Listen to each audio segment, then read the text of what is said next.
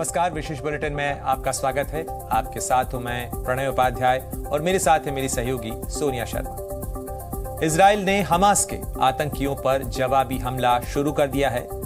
Israel की वायुसेना Hamas के ठिकानों पर ताबड़तोड़ हमले कर रही है। इजराइल ने पूरे देश में वॉर अलर्ट जारी कर दिया है। तेल अवीव एयरपोर्ट भी बंद कर दिया गया है। इजराइल के प्रधानमंत्री बेंजामिन नेतन्याहू और सेना प्रमुख कंट्रोल रूम में हमले के बाद के हालात और जवाबी कार्रवाई पर नजर बनाए हुए हैं। हमास आतंकियों ने आज भी हमला किया।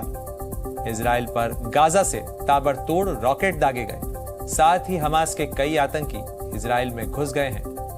हमास का दावा है कि उसकी ओर से 5000 से ज्यादा रॉकेट दागे गए हैं। हमास ने इस हमले को ऑपरेशन अल अक्सा तूफान का नाम दिया है।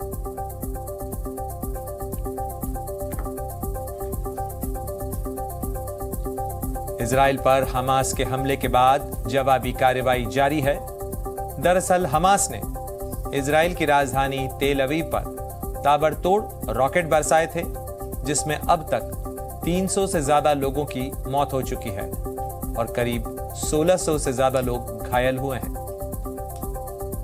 हमास के खिलाफ इजरायली डिफेंस फोर्सेस ने ऑपरेशन आयरन स्वॉर्ड्स के तहत अब तक 400 आतंकियों को मार गिराने का दावा किया है।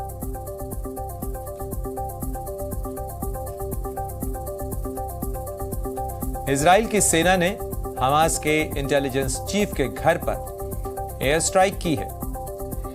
हमास के इंटेलिजेंस चीफ के घर पर इजराइल के फाइटर जेट्स ने बमबारी की।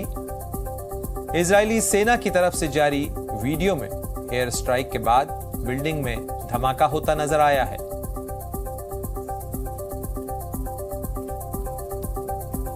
गाजा पट्टी पर धुआंधार बमबारी के बाद इजराइल ने लेबनान में भी हमला किया है।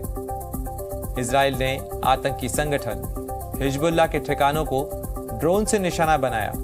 साथ ही सेना के टैंकों ने भी गोले दागे। इजरायली डिफेंस फोर्सेस ने एक वीडियो जारी किया है, जिसमें इजराइल ने हारदोव में हवाई हमला किया है। हिजबुल्लाह ने 3 इजरायली ठिकानों पर कई रॉकेट दागे थे।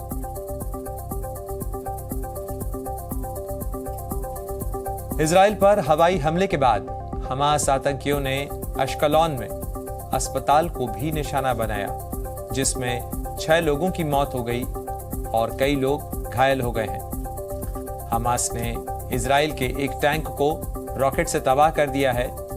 हमास आतंकियों ने सेडरोट शहर में भी नागरिकों पर फायरिंग की। शहर की सड़कों पर बंदूकधारी घूमते नजर आए।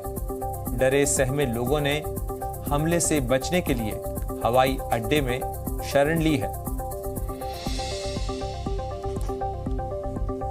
बॉलीवुड एक्ट्रेस नुसरत भरूचा इजराइल से सुरक्षित भारत पहुंच गई हैं। दरअसल एक फिल्म फेस्टिवल में हिस्सा लेने के लिए नुसरत इजराइल पहुंची थी और आतंकी हमले के बीच एक्ट्रेस से उनकी टीम और परिवार वालों का संपर्क नहीं हो पा रहा था, लेकिन अब नुसरत सही सलामत भारत लौट आई हैं।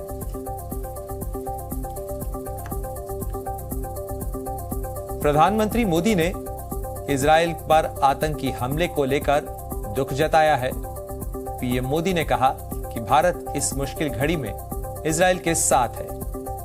पीएम मोदी ने कहा कि इजराइल में आतंकी हमलों की खबर से गहरा सदमा लगा है।